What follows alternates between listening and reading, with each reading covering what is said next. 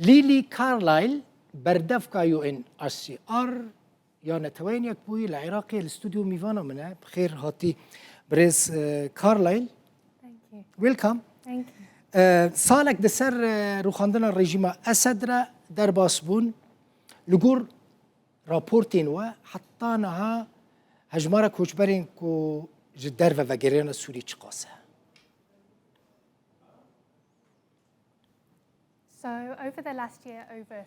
لا ماوەی ساڵی ڕابردوو زیاتر لە 3 ملیۆن سووریایی چوونەتەوە وڵاتانی خۆیان لە نێویاندا 1.2 ملیۆن سووریایی لە دەرەوەی وڵات چوونەتە وڵاتەکان و هەروەها 1.9 کەسی دیکەش لە نێوخۆی سووریا ئاوەرە بوون و گەڕانەوە شوێنەکانی خۆیان لە نێو خۆی عێراقداش ئەم کۆچبەرە سووریانەی کە لێرە بوون ژمارەیان زۆر کەمترە بەراورد بە وڵاتانی دیکەی ناوچەکە لە عێراق زیاتر لە 6,800 کەس گەیشتونەتە وڵاتانی خۆیان. پرانیا خەڵکێش بەروێ ڕێژیمێ ڕەڤیان کۆچبەر بوون هاتنە وێدەرێ هەریما کوردستانê چوونە وڵاتên جیران هەژمارێکە مەزن چوونە ئەوروپا لێ ئەسەد نەما ساڵێک دەسەر کەتنا ئەسەدرا دەرباس بوو لە گۆر رەرینا تە سەدەم چییە و ئەو کۆچبەر بە ناگەڕن.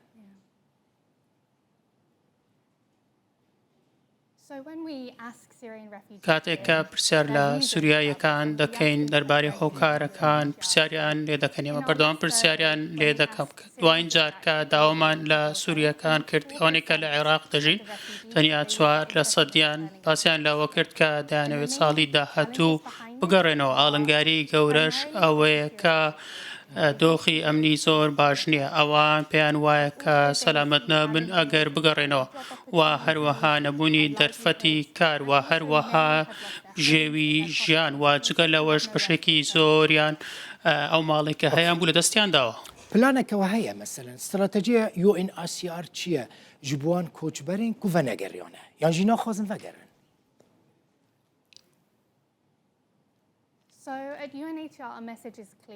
پەیامی ئێمە زۆر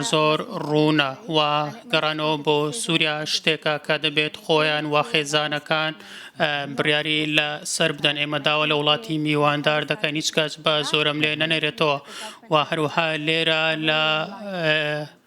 هەرێمی کوردستان حکوومەت زۆر هاوکار بووە لەسەر ئەو پرسە ئەوانەی کە دەیانەوێت لێرە لە عێراق بمێنەوە ئێمە بەردەوام دەبین بۆ ئەوەی کەوا هاوکاریان پێشکەش بکەین و هەروەها ئێمە هەوڵ دەدەین کەوا دۆکۆمنتەکانیان بۆ تۆمار بکەین و هەروەها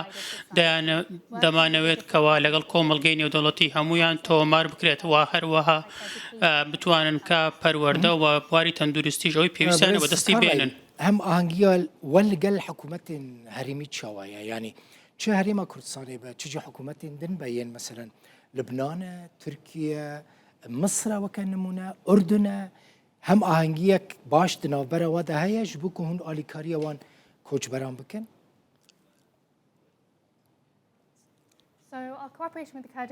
هەو ئاهەنگی لەگەڵ حکوومەتی هەرێمی کوردستان لە ئاستەیەکی زۆر نایە بە هەروەک باسم کرد کە ئەوان زۆرە سیاسەتێک پەیڕەو دەکەن کە وای کردووە کە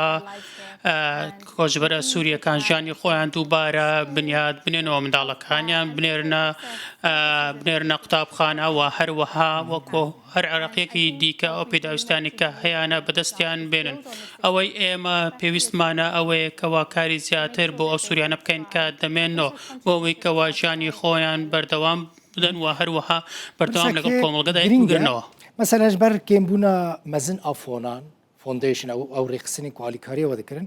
گەلێک ڕێخستنین مرۆڤی و مەسەلە ڕێخستنین سیڤیل ژە عێراقی دەرکەتن مەسەلەن یۆنامیژی پلان دەکە کو ژە عێراقی دەرکەوە پلانەوەش بوو ساڵە 2026 چییە؟ هەرچەندە یۆنامی عێراق بەجێ دەهێڵێن بەڵام UN هەر لێرە دەمێنێتەوە چەندین ئاژانسی UN لە نێویاندا یونسێف و IOM لێرە دەمێنەوە ئێمە لێرە دەمێنینەوە بۆ ئەوەی کەوا پاڵپشتی عێراقیەکان بکەین بۆ ئەوەی کەوا بتوانین ئەمە بکەین ئێمە دەمانەوێت جۆرێک لە جۆرەکان فەند و پارەدارکردنمان پێ بکات. ئەم فەند و پارەدارکردنە لە ماوەی ڕابردوو زۆر کەمی کردوتەوە ئێمە لە ماوەی ساڵی ڕابردوو تەنیا 30% هاوکاریە داراییەکانمان وەرگرتووە هەروەها ئەوەش وای کرد کە ئێمە بەشێک لە پرۆگرامەکانمان کەم بکەینەوە و هەروەها هەڵ بدەین ئەوانی کەوا پێویستیان بە یارمەتی ئەوانە بدەین. بەداخەوە پاڵپشتی زۆر لەو کاتەدا بۆ ئێمە نەبوو بۆ ئەوەی کەوا یارمەتی هەر هەموویان بدەین، بەڵام ئێمە لەگەڵ کۆمەلگەی نێودەوڵەتی بەردەوامین لە کارکردن و هەروەها ئەوەی کەوا ئێستا لە عێراق و لە ناوچەکەش پێویستی بە یارمەتی بێت ئێمە یارمەتیان دەدەین و هەروەها پێمان وایە کە یارمەتیدانی سووریاییەکان لە نێو خۆی سووریا و هەروەها ئەو وڵاتانەی میێوانداری سووریاییەکانیان کردووە پێمان وایە گرنگە. کوچبەرین کورد لە هەرێمە کوردستانی دەمینن لەگۆر تەخمین دەکەم دەردۆرە 150-160 کەسن gelek ji wan li kampan dimînin formê wan e UNHCR hene li vê derê ez gelekan dibînim gazinan dikin bi rastî meselen bêkarî heye zarok weke tê xwestin naçin dibistanan alîkariyên pêwîst ji bo wan nayên pêşkêşkirin li me temaşe dikin ewana gotina we ji bo wan kesan çi ye?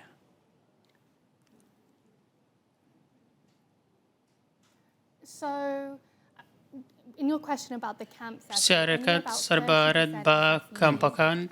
زیاتر لە 30% ئەوانەی کە ئاوارن لە کەمپەکاندا دەژین ئەوانەی دیکە لە شار و سارۆچکەکانی دیکە لەگەڵ عێراقیەکاندا ژیان بەڕێ دەکەن و هەروەها هەبوونی دۆکۆمنتی نەتەوە یەکگرتووەکان شتێکی زۆر گرنگە بۆەوەی کەوا بتوانن تێکەڵ بە کۆمەلگە بن و هەروەها کار بدۆزنەوە. ئاسان نییە بۆ خەڵک کار بدۆزنەوە بە تایبەتی لەم دۆخە ئابووری ئێستا، بەڵام لە هەمان کاتدا ئەوان دەتوانن دەستیان بە کار بگات. ئێمە بەردەوامین بۆ ئەوەی کەوا بتوانین لەگەڵ بازاڕی کاردا بیان گونجێنین و هەروەها هەلیکاری زیاتریان بۆ دابین بکرێت و هەروەها پاڵپشتیان دەکەین بۆ ئەوەی کەوا بتوانن بزنسی خۆیان هەبێت و پاڵپشتی گەزارەکانی خۆیان بکەن. مثلا هەر جارێک و ئەدنەوە خەڵکێ دەگەرم ji me dipirsin eger te berpirsekî yan jî berpirseke UN dît vê pirsêjê bike. İadet tewtîn yanî çûna welatê sêyem ew program hîn heye yan hatiye rewestandin? هەروەک دەڵێ هەروەک باست کرد لە ماوەی ڕابردوو پڕۆگرامی زۆرمان هەبوو بۆ وڵاتی سێم لە عێراقەوە بۆ وڵاتانی سێم بۆ ئەمریکا بۆ کەنەدا و بۆ وڵاتانی دیکە، بەڵام بەداخەوە ئەم وڵاتانە یارمەتی نادەن بۆ ئەوەی کەوا خەڵکی زیاتر بچنە ئەو وڵاتە. لە ڕاستیدا ئێمە تەنیا 200 شوێنمان هەبوو بۆ ئەو کەسانە و هەروەها ژمارێکی زۆر سووریاییەکان داوای ئەم شتیان کردووە. کاتێک ئێمە تەنیا 200 یاخود 300 جێگەمان هەیە لە ڕاستیدا ئەمە ئاسان نییە بۆ ئەوەی کەوا ئەم تەرفەتە بە هەر هەموویان بدرێت. هەروەها ئێمە دەمانەوێت کە دڵنیا بینەوە لەوەی کەوا ئەوانەی کەوا زیاتر لە هەمویان پێویستیان پێیە ئەمانە ڕەوانە بکەین و ئەمانە سوود لەم دەرفەت و پرۆگرامە وەربگرن، بەڵام بۆ زۆربەی هەرە زۆریان بەداخەوە ئەمە بژاردەیەک نییە کە ئێستا لەبەر دەست بێت لەبەر ئەوەی ئەم وڵاتانە پرۆگرامانیان کەم کردوتەوە. ئەوەی ئێمە دەمانەوێت ئەوەیە هامی و هەروەها پاڵپشتی کۆچبەران و ئاوارەکان بدەین بۆ ئەوەی کەوا لێرە لە عێراق بمێنەوە ژانی خۆیان دابین بکەن، لێرە دەرفەتیان هەبێت منداڵانی خۆیان بنێرنە نەخۆشخانەکان یاخود قوتابخانەکان و لە کەرتی تەندروستیش